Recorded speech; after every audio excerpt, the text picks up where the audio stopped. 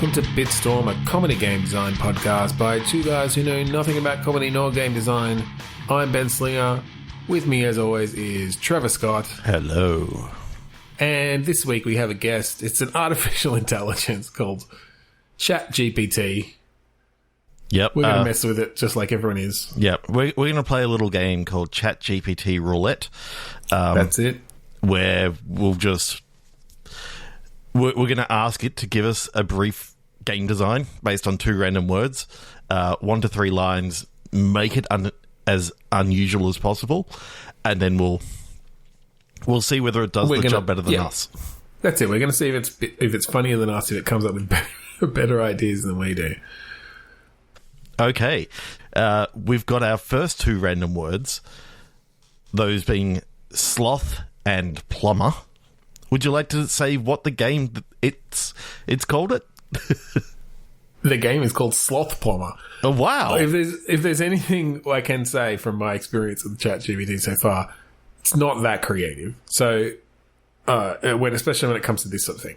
So we're gonna use these as a leaping off point, just like we usually do with our random words, just maybe with a bit more direction from an AI, and just see how that goes. So the game is called Sloth Plumber, and the objective is to guide a sloth through a series of pipes to fix leaks and prevent a flooded city. Players must carefully maneuver the sloth through tight spaces and avoid obstacles. The faster the leaks are fixed, the higher the score. Here's the crazy thing. Sloths are notoriously not fast. No, not fast. So that actually means that all your time saves are literally like optimizations. It's optimizations. It's finding the right valve to close, exactly, to prevent the flooding. You know, that's going to make you have to do more work. Doing as many things without moving on as possible. Like if normally you'd, close up a valve, but then because you don't want the pressure to build up too high, then you got to move somewhere else and release another valve. Maybe you don't do that and you do as much as you can in that time, and then sort of when your limitation is just movement, in your speed of movement getting from one place to the other, it almost becomes a puzzle game of, okay, what's the most efficient I can be in any one place. Yeah, I do like the idea of tight spaces because just to let the listeners at home know, I'm not feeling too well today. I'm a bit under the weather. You may be able to tell in my voice. But my mind went weird places when I read players must carefully maneuver the sloth through tight spaces, because I imagined you just pictured this hairy the sloth thing inside the pipe and fixing the pipe from inside it. Yeah, I was picturing that too. In fact, I was almost picturing it, because you know how they hang upside down. I was sort of picturing like a thinner pipe inside the larger pipe that like traveling along really, really slowly as the water rises. Now, of course, there is a proud history of plumbers in video games. Yes. Do we bring Sonic was a plumber, I believe. I mean, there were pipes involved. He drowned a lot. Yeah. He knew how to get bubbles from pipes, and there's got to be some sort of pipe system there. That's it. That's the only one I can really think of. Other famous video game plumbers, Geralt from The Witcher. Oh yeah, he was famously knew his way around plumbing. Yes. Yeah. Other than that, I'm drawing a blank. There's no other famous plumbers here. I remember there was a game, Dave's Haunted Mansion. I'm pretty sure Dave was a plumber. Was a plumber. Yeah. I mean, I think most people called Dave destined to be plumbers. It's just kind of how it goes. Cool. Let's leave that one there. And we're going to ask our little chat friend, how are you feeling, buddy? No, we're going to ask it to give us another one. Okay. Our chat bot here has given us another game. So let's use the word furniture and tornado. Players control a piece of furniture. I was going to do this one. Oh, okay. You can read it. I can read this one. Players control a piece of furniture navigating through a tornado-ravaged city, trying to reach safety while avoiding debris and other obstacles. The furniture can transform into various shapes to fit through tight spaces and overcome challenges. So it's a shape-shifting piece of furniture. I want to play this game. Like, I'm just So I imagining. was actually picturing. It says a tornado ravaged city, but I'm picturing there's still tornadoes going around. There's still tornadoes roaming the city, looking for more furniture to beat up. Tornadoes. Yeah, For sure. Like, yeah, that's it. It's looking for more furniture. They specifically target furniture because, I mean, that's what gets damaged in tornadoes. And you're avenging your fallen, brethren because you've managed to learn how to shapeshift. yeah. I think this is a world in which like furniture is sentient. Oh, all furniture. All furniture is sentient. I mean, that's the fun stuff there because, like, what does a chair sit on? A sentient chair. Yeah. Does it lay down at all? Like, does it need rest? Is it just made out? Does it have like a flesh bed? Ooh. Is all their furniture flesh? Oh god, that's kind of scary. It's like David Cronenberg. I was trying to work out how we could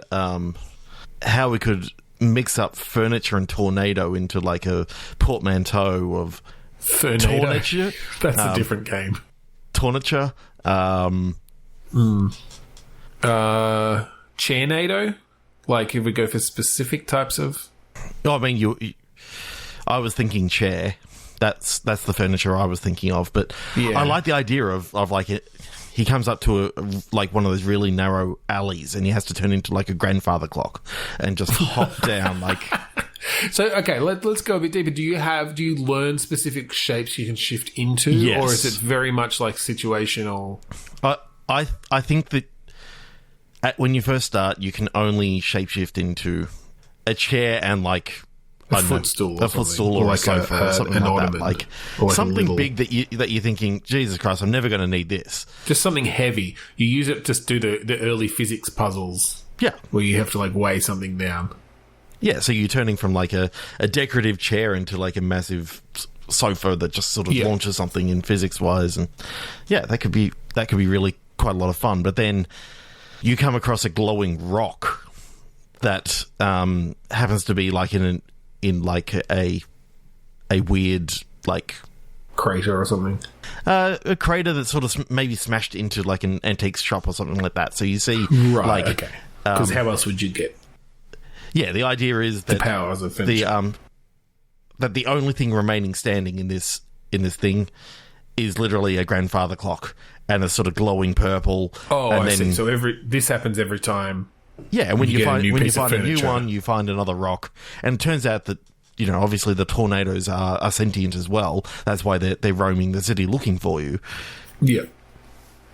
Well, and I think then your ultimate thing is when you find like a beach umbrella or like a patio umbrella, because then you can take the fight back to the tornado because now you can maneuver With the wind currents, yeah. with wind currents. They can't just throw you off them anymore. You can like bring yourself back in and glide around and Oh yeah, I'm just imagining, a final battle where like you're working your way into the middle of the heart of the tornado. You turn yourself into a sofa, bash down on like the space rock that is in the middle, and then like you turn yourself into exactly. another parasol, and you glide out, and like you see that you've done quite a bit of damage to this tornado, but then a bigger monster tornado that is sort of like 5 of them meshed together into this. it's actually just like a huge person, but all its limbs and torso are tornadoes. Oh wow, that's cool. Yeah. But I don't know. There's something about. I mean, we've been playing a bit of Fortnite lately. The storm gives an idea, but just the idea of like these tornadoes that are literally, slowly moving through the city, and you got to sort of sneak your way through debris and Yeah. sort of. Sorry, I just was thinking about how do you tell if they're looking at you, and I just had an image of just giant googly eyes. Yeah, 100%. Like they turn around to look at you and just like spin in their fucking little sockets. Yeah. I mean, 100%. Like the chair has googly eyes. Like Okay.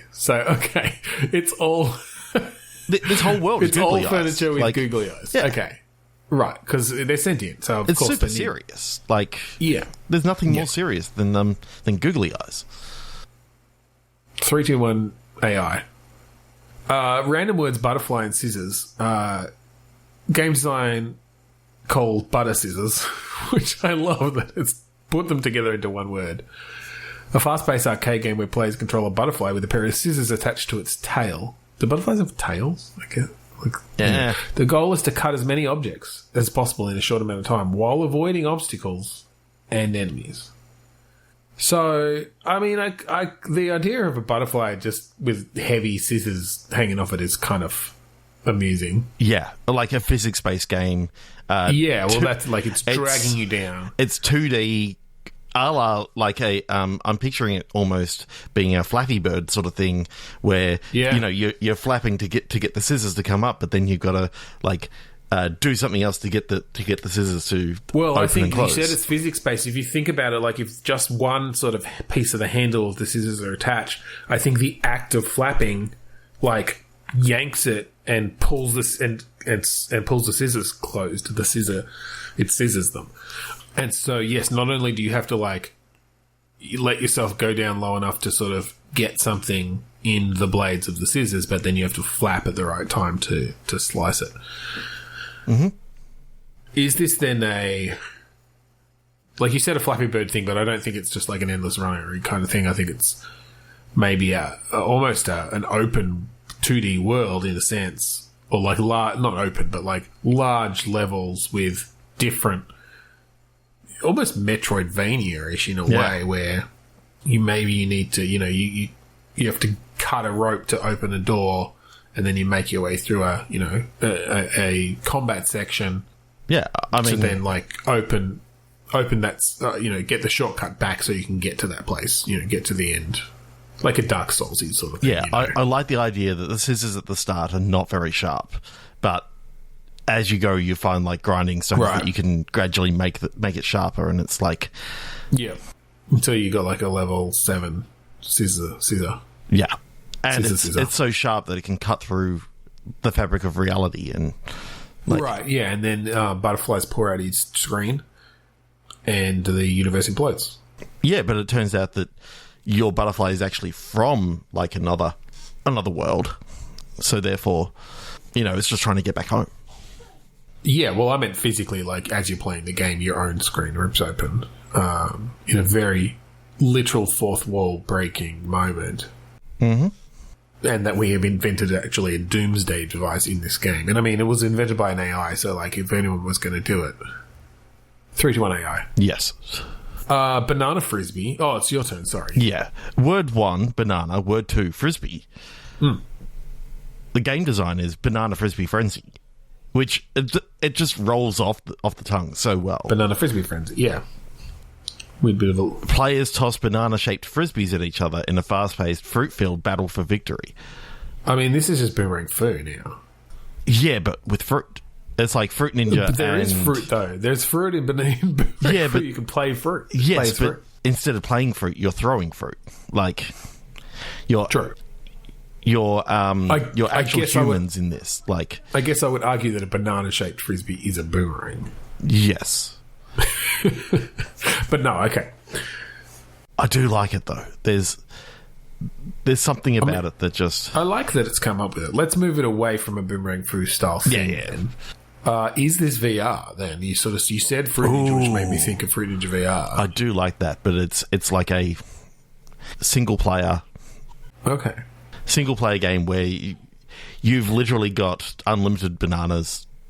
Your whole thing is that you're actually like a fruiterer, and you find out that one day that the sack that you always put the bananas in as you're filling it up is a magical sack that actually will always have bananas in it, even when you think that you filled it up. Well, that's fine. I had the image though of every time you throw a banana, a new banana appearing in front of you, and I love the idea of an animation where it like the peel kind of it starts open and like closes up into a banana. Yeah, as long as it's not, it's not too slow in the fact that No. I think it's just like I just really had that animation in my head of a banana kind of it's almost the banana's almost growing and the peel is like sensuously like surrounding it. Yeah, I kind of like the idea of as gradually sealed banana being uneaten, like little chunks. Yeah, exactly. And well, almost. Yeah, exactly. It's basically being uneaten and unpeeled. until you've just got a full banana in your hand. And maybe you got like 15 different ways that it can come into existence. That like, Well, I that's haven't it, seen yeah. that. I haven't seen that animation yet. Yeah, like, different animations. You pick it up and throw That's always the fun. banana. Like it's pure just like frisbee goodness. I don't think. I mean, it's a fast-paced fruit-filled battle for victory. Yeah, but the difference is that it's not a multiplayer game. I think this has to be like a single-player game that is still Yeah, it's fast-paced. basically like almost like a horde shooter or something, where you're like maybe going between different cover places. In a bit of a time crisis sort of way, but then virtual like cop jumping up something, to throw bananas. In a very time crisis sort of way. That's so cool. I still can't believe that no one else has sort of thought about, let's make a time crisis virtual cop thing for must VR, have. like where it's continually moving and all this sort of stuff, and it's They set must pieces. have. I've never must have. seen one. Like, yeah, The AI will come up with one. for Let's see what the AI comes up with next. The AI likes butterflies. Random word, butterfly, and hiking. Butterfly hike. Not good at titles, but then neither are we. So, who are we Who are we to judge? to judge? A whimsical adventure game where players control a butterfly on a hiking journey through colourful landscapes.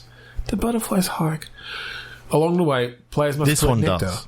and avoid obstacles while discovering hidden areas and uncovering secret paths. Now, it says hiking, because is this a butterfly that can't fly? Ooh, I do like that. Just to shift the gameplay I away from think our previous colourful butterfly-based landscapes, game. and I think the new Fortnite map, because that is like, because that's what we're playing. that's what Yeah. we're playing. But it is very colourful. It's very colourful. I'm just, because I see the butterflies every now and again, I'm like, what if one of them lost its power of flight and its whole thing was it has to survive through a battle royale game? Like, So this is literally one of the butterflies flying around on the Fortnite map. discovering hidden areas, uncovering secret paths, trying to stay in the storm. You trying to stay in the storm. That's interesting. Do all those butterflies die when that storm comes through? Like that, And then reloop. In fact, technically, there's a whole other battle royale going on that is all the animals in another like thing. It's just that they don't quite get that they have to head into the center of the storm. Butterfly Royale. Yeah. There's something about that. I quite like this. That So you're saying that like it's on the every macro now and level. then you'll just get humans running through that you have to like dodge or yeah. And Yeah. thing is, you could set this over like this tiny little area of the battle royale map that happens to be towards the end, but the storm is like centered around the area that you're in. But the secret parts I like are the idea that we don't even address it. No. It's just like out of focus in the background, and then occasionally like footsteps running through your path in a little set. There are piece set as you- pieces like you. It's almost like Inside or something, but you're a butterfly, and you're just sort of seeing your little view on this larger. Now, the nectar that you're picking up is actually slap juice, so it gives you better stamina for a little while. Like, it helps you to move around a little bit faster. And I'm picturing the hidden areas are like you can sneak into a chest, like Yeah, Find and then some eventually you butterfly find yourself a like- glider and get back your ability to fly. yeah. But I don't know. Well, you find some of the new. What's the new bouncy shit? The metal. Does it have a name in the new chapter? Whatever. You find some of that. You bounce around instead of flying. You find one of those hammers, and it just so happens that you can actually pick it up, and it's like, oh, bang! Launch yourself like so far, smash through the Building. the building, and I'm just imagining a build fight where there's literally just a hammer that's launching itself Just up into being the air. floating and around. if you see it from far away, it's just the hammer coming at you. You can't see the butterfly that's holding it. We So obviously great. just want to go play Fortnite. So let's move on. This is again like a really, really random thing. I don't know how it came up with this word, but butterfly and cactus. We haven't heard butterfly that I don't much know. tonight. Do we want to do another butterfly? Yes, one? we do. All right, we'll read it out. The butterfly and the cactus is a fast-paced fast-paced platformer where players control a butterfly trying to navigate through a treacherous cactus garden. Using quick reflexes and strategic thinking, players must avoid spiky obstacles, collect nectar to gain power-ups and unlock new abilities. With vibrant visuals and challenging gameplay, this game is a unique and thrilling adventure. It really likes to talk itself up, this AI, actually. You'll often notice that. All right, well, let's not spend too long on yet another butterfly game. I do like the idea of sort of the cactus spines. I actually think being a resource. I think we switch it. Or that. Okay, you play cactus trying to navigate through a treacherous butterfly garden. Yeah, trying not to get your flowers like landed on and shit, because I do just like the visual of a cactus flying through a swarm of butterflies and just coming out with butterflies on half of its spikes, just like flapping away. Yeah, and basically just massacred them. Like the nectar is from those butterflies with the scissors attached. Like they're trying to attack your cactus. All right, 3-2-1 AI. I've had too much. I've had enough of these butterflies. Bucket and quill is the other words, not the name. It hasn't given us a title. Yeah. Here, I'll ask it for one. Give us a title. Players must navigate a quill through a series of bucket-shaped obstacles to collect ink and write their own stories on a scrolling parchment. The player with the most creative and coherent tale wins. Well, that's... I don't know how we judge that. It's gave us Bucket Quill Adventure as the title. I'll tell you, it's not smart. I'll ask for another one. Yeah. I do, though, like the idea of ink sort of as a resource on your quill-based character. Yeah. Gives me a very, like, 90s mascot-y platformer vibe. Oh, I like where this. They're like, let's make the Inkwell Adventure. That's a better title. That's a much better title. Thank you so much, Chat GPT. So his name's like Ignis Inkwell or something. Yeah. And he's a fancy lad who also happens to be a quill. Mm. And it's another... We've done a lot of platformers, but I think it is a platformer of sorts. Or maybe a Double Dragon style... Okay.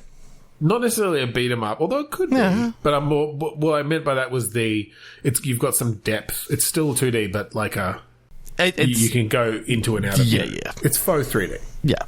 What I do like about that is, essentially what you're trying to do is in all these cases, you're just looking for something that you can use as ink. Okay. I don't necessarily like the idea of the bucket-shaped obstacles. I think... Nah, forget the bucket bit. But I like the idea of... There could be buckets of ink around. There's a guy that dies and you take his blood. And you write the next thing with maybe blood. This and is then like you're off against a squid and you got the squid ink now. And, just... Maybe Ignis Inkwell is actually a fucking, hardcore action star. Mm. And he's just using the blood of his enemies to power himself. Yeah. Stabbing people right through the heart. And then writing a harrowing tale. Yeah, so... Is it literally that you can't... what happens if you run out of ink, I guess? Is it just that you're less powerful? I think so. Because I don't think you could just stop it. You don't have to be leaving a constant trail of ink or anything. No.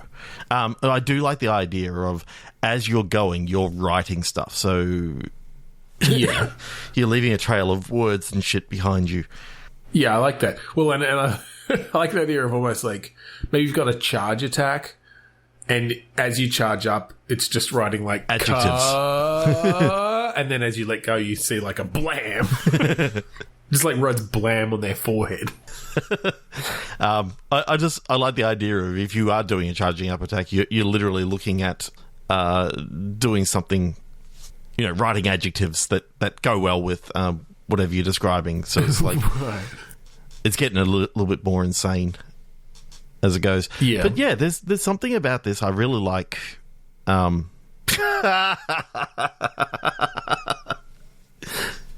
jeez. This is so funny. Don't use the word butterfly. Just use the word butterfly again. Yeah, sorry. I was getting in the next one. That was freaking hilarious. Gave us butterfly and bagel. Sorry, I didn't mean to distract us. That was so fucking good. Okay, this is... All right, we're moving on. We're moving on. I've distracted us enough, and we're moving on. I'm going to read it, but I'm not going to tell you the words because you know it is in the title. Octo Gumball, a fast-paced arcade game where players control a gumball-headed octopus and must navigate through a gumball machine filled with obstacles and enemies. The octopus can use its tentacles to grab and fling gumballs at enemies to defeat them. So its head is a gumball as well? Its head is a gumball. Because right, I'm gonna make a slight change. I think its head should be a gumball machine.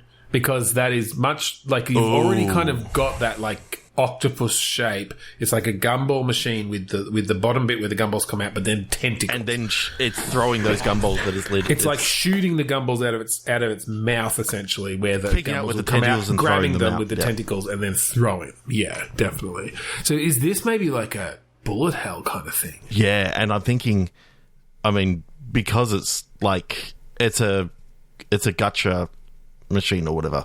Oh, like a gotcha mom thing. Yeah. Or whatever. So because of that, like what you're pulling out each time, like may have different. Not just gumballs. May have like, oh, you got the silvery glowy one, and that's got like this extra power. But it's not every time. Most of the time, it's just normal sort of gumballs. But every now and again, you get a special one that does like a random assortment of power. Yeah, like, that's cool. Or maybe you can choose. Maybe you can like put in different tokens or something, or like to use it as a power up. I like the idea that it's you were just a regular old octopus, and you were cursed by a witch. Or did you just? Sorry, we could go with that. But I was just thinking, or did you just get your head stuck in a gumball machine? That's not the idea. Like, it's just stuck. You just wanted some gumballs. You got stuck. Although that does take away from, like, the only place it would probably get in is through where the gumballs come out, and then how are the gumballs going to come out. But yeah, unless it's pooping them out. But I mean, or it could have made its way all the way in there, realised it couldn't get out, and then just, like, jammed its tentacles out the bottom. Like, well, because then... Sorry, just had the image of it as you use up gumballs and they go down, you see the actual octopus's head like in there, so gumballs, just the like weird fucking shaped octopus head. There are times that you have to fill it up because of obviously you've got limited ammo. Yeah. It's all about opening up the top and pouring the more gumballs in, and yeah, just the tentacle goes up. I love that. Unscrews the top, pours more gumballs in. Is this like a third-person kind of bullet hell shooter sort of thing almost? Yeah, because I actually like the idea of the octopus being able to like climb on the walls because of the suckers and stuff. Oh, that's cool actually. Like, and it literally like flips the camera and stuff. But the problem is you can't do much with the gumballs because of gravity. Yeah. So it's one of those things. See, that's even better because I love the idea of the gumballs within your character being physically affected, and so you climb up on the wall and they all roll down to the side, however many you've got left. Yeah, that's great. And you may be able to get one or two out because they were trapped in the mechanism, but that's it. Like, that's a good balance, actually. Like, you can maybe, if you need to avoid, you can sneak on the ceiling. Climb up the wall. Well, maybe it's about how many you've preloaded in your tentacles. You've got up to 4 to 6 probably, and still be able to move around. And again, maybe it's a balance. Like, the less you have loaded in your tentacles, the faster you move. Mm-hmm. But if you're like, oh no, I'm going to get 6 because I know I'm going to need to climb up the wall to avoid this next attack, and I still want to be able to attack back, then you have to balance that off with moving a bit more slowly. Yep. There's actually some fun stuff in there. Well done, Chat.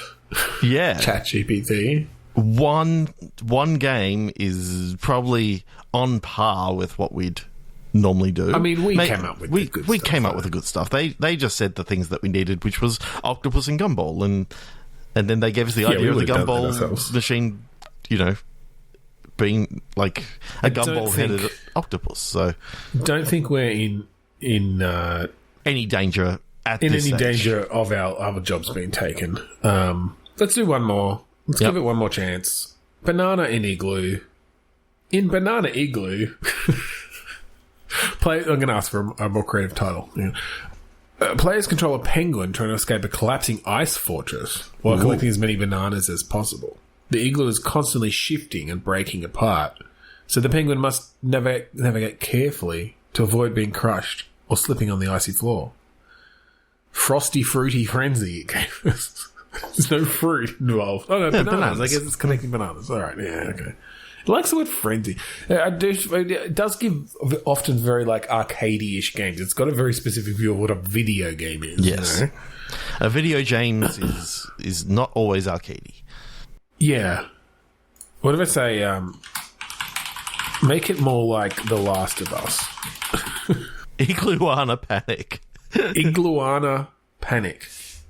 Here we go. The Last Banana, a survival game set in a post-apocalyptic world where a deadly fungus has wiped out most plant life. The player must journey across a desolate landscape to find the last remaining banana tree and collect its fruit before it too succumbs to the fungus.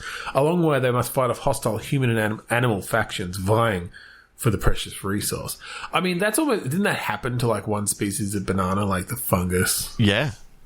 Took them out? That's so cool. Like... Make it more like God of War. Now I'm just... Banana of War. A hack and slash game where the player controls a mighty banana warrior on a quest for vengeance against the evil fruit overlords who have enslaved his people. Armed with a powerful banana sword and a variety of devastating combos, the player must slice and smash their way through hordes of enemy fruit soldiers and towering bosses to reach the fruit kingdom and claim their rightful place as the Banana of War. That's so awesome. Make it more like Dark Souls. Dark Banana. I'm not reading the whole thing. It's just... It's Dark Souls but in a banana plantation. There's deadly banana ghosts and treacherous obstacles to uncover the dark secrets of the plantation and put an end to the curse that plagues it. Less bananas. Less bananas just gave me a completely different game about the igloo. I mean, remember the igloo. It's pretty good. Anyway, this could just be us for hours yeah. asking stupid things with this dumb AI. But instead, I think we're going to end the episode. Yep. This was a fun experiment. Thanks for listening along with us. If you want to find our previous episodes, go to podchaser.com/bitstorm. All of them are there. We don't usually use AI. We usually just use random words and movies and stuff. Yeah. But today, we did this. Yeah. I really enjoyed this. This was fun because I didn't have to think too much because I'm not feeling great. Yeah, so if you like the song that we play at the start and end of each episode, that song is called Mount Defiance off of the album Containment Failure. If you can find it like kuradust.bandcamp.com. That's right. So thank you again for joining us this week on Bitstorm. I'm Ben Slinger. I'm Trevor Scott. And I'm a chatbot. I'm taking over the world.